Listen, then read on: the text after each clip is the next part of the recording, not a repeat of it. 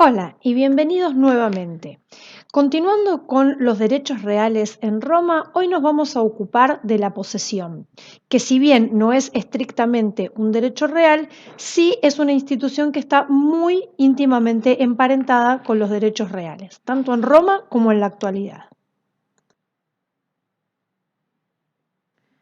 Así que vamos a poner manos a la obra y vamos a comenzar, como siempre, con la definición de este instituto. Esta definición a mí me pareció inteligente dividirla en tres partes, porque son tres los ingredientes necesarios para formar esta definición. Entonces, el primero de estos ingredientes es poder que se ejerce sobre una cosa propia o ajena. El primer elemento que aparece acá es el de la cosa, ¿sí? Como estamos hablando de derechos reales, estamos hablando de derechos que una persona tiene sobre una cosa. Ahora, lo que puede parecernos raro acá es cómo puede ser que estemos hablando de derechos reales sobre cosas propias o ajenas. Y esto lo vamos a aclarar con la siguiente parte de la definición. Y acá está la segunda parte, porque lo que nos dice la definición es que ese poder sobre cosa propia o ajena es independientemente de la legitimidad que se tenga para ello. Esto quiere decir que la posesión no es un derecho, sino que es una cuestión de hecho, es un poder real que una persona tiene sobre una cosa independientemente de que tenga derecho a tener ese poder. Es decir, si yo tengo una cosa en mi poder, la tengo en mis manos o la tengo bajo mi dominio, acá poco importa si tengo derecho a tenerla. Inclusive el ladrón que roba una cosa y la tiene en su poder, tiene la posesión sobre la cosa cuando claramente no tiene ninguna legitimidad para tenerla porque esa cosa no le pertenece. Entonces, ante todo lo que tenemos que recordar es que la posesión es una situación de hecho y no un derecho real. Pero a medida que vayamos avanzando con el tema, vamos a ver que esta situación de hecho sí se relaciona mucho con otros derechos reales. Y por último, la tercera parte de la definición nos da un elemento subjetivo muy importante. Dijimos que la posesión es el poder sobre una cosa que es propia o es ajena, independientemente de la legitimidad que se tenga para tenerla. Ahora, lo determinante es que quien tiene ese poder sobre la cosa lo tenga con la intención de retener la cosa, de conservarla en su poder y de comportarse como si fuese su dueño, aunque no sea el dueño y aunque esa persona sepa que no es la dueña y que no tiene derecho a tener la cosa.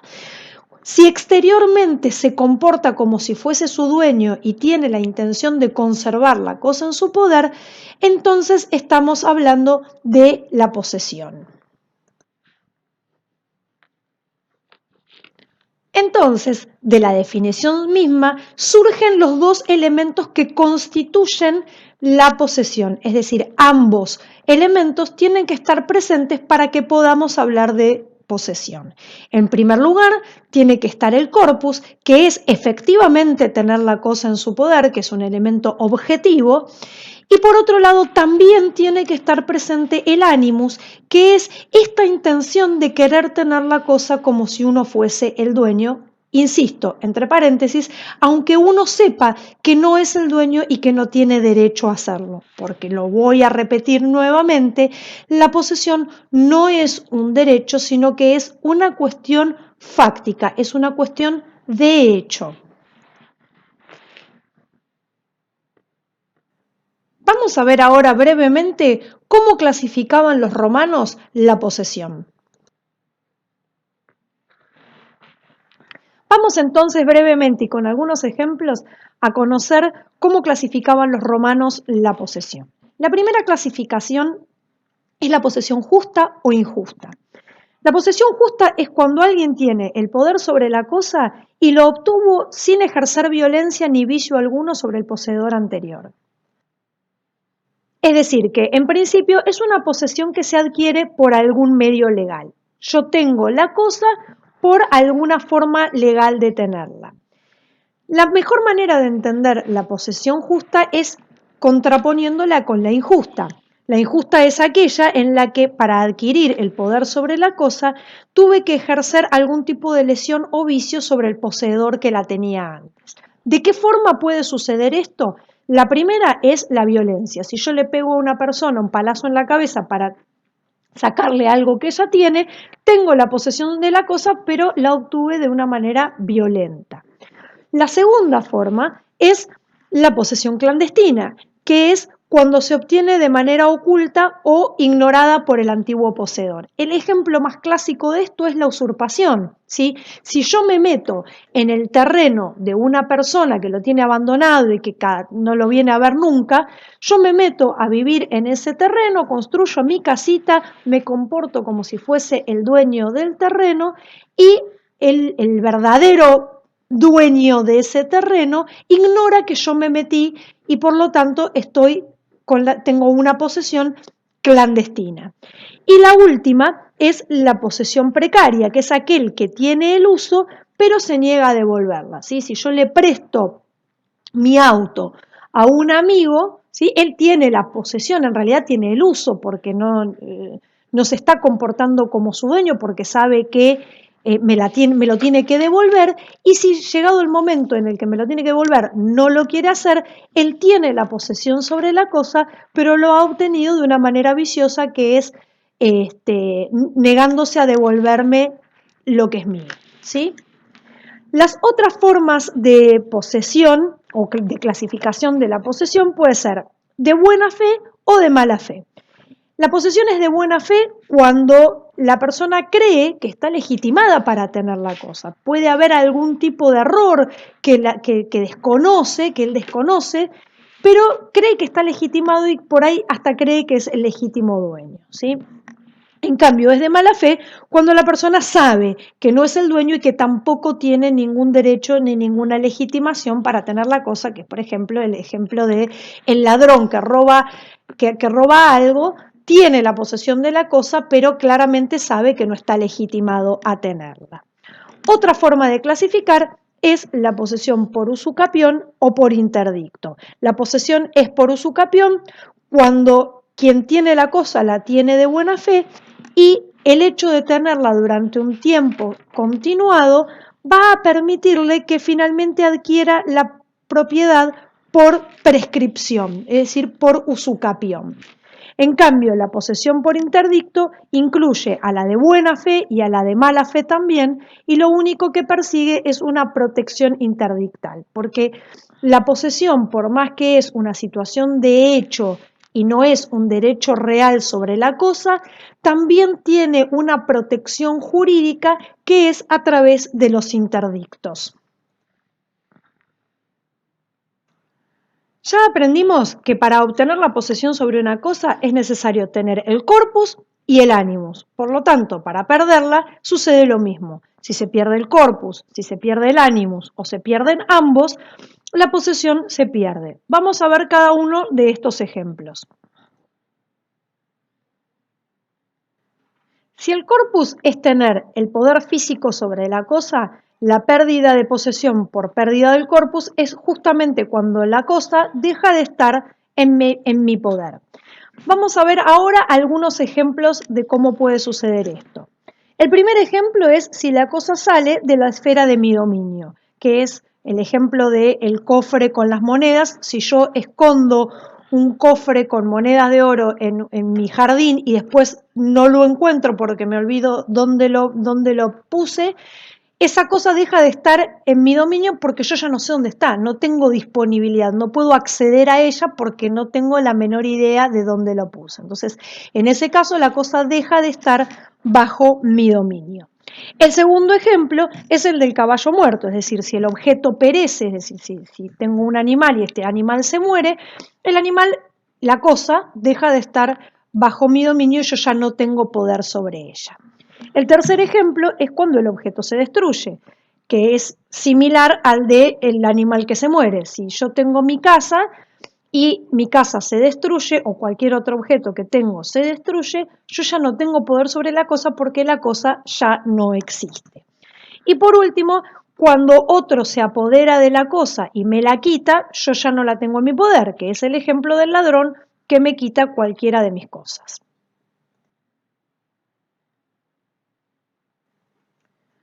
Vamos a ver ahora cómo se pierde la posesión por pérdida del animus. Por lo tanto, la pérdida de posesión por pérdida del animus es aquel momento en el que la persona ya no tiene intenciones de conservar y retener la cosa como si fuese su dueño. Vamos a ver 3 ejemplos de esto. Si yo tengo una cosa y alguien me molesta en mi posesión y yo no hago nada, estoy manifestando tácitamente mi intención de ya no tener interés en conservar la cosa.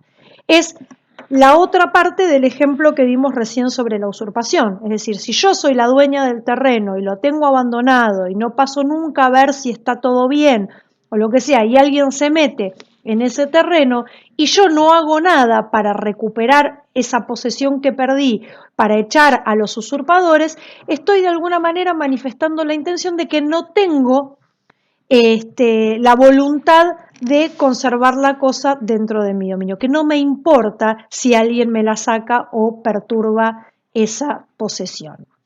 El segundo ejemplo es la traditio brevi manu. Y para explicar este ejemplo voy a tener que explicar en primer lugar qué es la traditio, ¿sí? La traditio es el acto por el cual una persona entrega a otra la cosa y le transmite todos los derechos que tiene sobre ella. Es el típico ejemplo de la entrega en la compraventa, ¿sí? Para que entendamos un poquito, la compraventa es un contrato que se perfecciona en el momento en el que comprador y vendedor se ponen de acuerdo en el precio y el objeto, ¿sí? Ahí se termina el contrato. El momento en el que el vendedor entrega la cosa al comprador para transmitirle la propiedad sobre esa cosa se llama traditio o tradición, ¿sí? Entonces, son como 2 momentos distintos. La compraventa se termina en el momento en el que ambos se ponen de acuerdo, se dan simbólicamente la mano y ya está. Ahora, la transmisión de la propiedad solamente se hace en el momento en el que el vendedor efectivamente entrega la posesión, entrega el poder físico sobre la cosa y eso se llama traditio o tradición. La traditio brevi manu se da en una situación bastante particular. Vamos a suponer que yo tengo un inmueble que se lo alquilo a Juan, ¿sí? Juan es mi inquilino y él efectivamente tiene la cosa en su poder, porque vive en ese inmueble, ¿sí? Entonces, él la tiene en su poder. Yo soy el dueño, pero él tiene la cosa en su poder. Cuando está por terminar el contrato de alquiler, Juan me manifiesta su intención de querer comprarme el inmueble porque le guste, porque se quiere quedar viviendo ahí. El precio que me ofrece me conviene y nos ponemos de acuerdo y entonces celebramos un contrato de compra-venta. Ahora, llegado el momento de tener que realizar la tradición, yo no tengo que entregarle la cosa porque Juan ya está viviendo en ese inmueble, ¿sí? Lo que cambia es el título por el cual tiene la cosa. Antes la tenía como inquilino y a partir de que nosotros firmamos la escritura y nos damos la mano y toda la mar en coche, pasa a tenerla como propietario. Entonces, a ese cambio de título en el que antes una persona la tiene como inquilino, que se llama tenedor, y ahora pasa a tenerla como propietario, pasa a ser el poseedor, se llama traditio brevi manu, ¿sí? La constituto posesorio es la contracara de la traditio brevi manu. Vamos a suponer que yo tengo un inmueble y que se lo vendo a Juan, ¿sí? Nos ponemos de acuerdo, firmamos la escritura, nos damos la mano, me paga el precio y yo la única condición que pongo para venderle la casa a Juan es que me permita vivir durante 6 meses en esa casa hasta que yo pueda resolver todas mis cosas y mudarme, ¿sí? Entonces, si bien nosotros la compraventa ya la realizamos, él ya me pagó el precio, ya hicimos la escritura donde dice que Juan ahora es el propietario, la cosa la sigo teniendo yo, porque en la casa sigo viviendo yo. La diferencia es que antes tenía la cosa como propietario y ahora la tengo como inquilino, ¿sí? O sea, cambia el título por el cual poseo. Antes era poseedor, ahora soy tenedor, ¿sí? Entonces, eso es la constituto posesoria y es la pérdida de la posesión por pérdida del animus. Entonces, ya vimos cómo la posesión se pierde por la pérdida del corpus, vimos cómo se pierde por la pérdida del animus, nos queda entonces ver cómo se pierde la posesión cuando faltan ambos, tanto el corpus como el animus. Y acá tenemos dos ejemplos. El abandono voluntario, cuando yo abandono la cosa, claramente ya no tengo más el poder físico sobre ella, ya no tengo el corpus, y al abandonarla estoy manifestando mi intención de ya no querer retenerla ni querer tenerla como dueño, ¿sí? Entonces el abandono es un ejemplo de pérdida del corpus y del ánimos. El otro ejemplo es la traditio, la tradición, que es lo que explicábamos recién con el ejemplo de la traditio brevi manu. En la tradición, cuando el poseedor entrega la cosa y transmite la propiedad o el derecho sobre la cosa, está no solo renunciando al corpus, está renunciando a la cosa misma, sino que además está renunciando a la intención de tenerla como dueño. La está entregando y está renunciando a esa voluntad de conservarla. ¿Existían en Roma maneras de proteger la posesión? Sí, se llamaban interdictos. Se reservaba el nombre de acción para aquellas situaciones en las que lo que se protegía era un derecho y la de interdictos para esta situación que, como dijimos, no es un derecho, sino una situación fáctica, una situación de hecho. Inclusive las posesiones injustas, las posesiones violentas, las clandestinas, las precarias, todas ellas tenían un modo de proteger a quien tenía la cosa en su poder. ¿Y por qué se protege a aquel que tiene la cosa en su poder aun cuando no tenga derecho? Porque en general el orden jurídico busca defender una situación consolidada, una situación de hecho.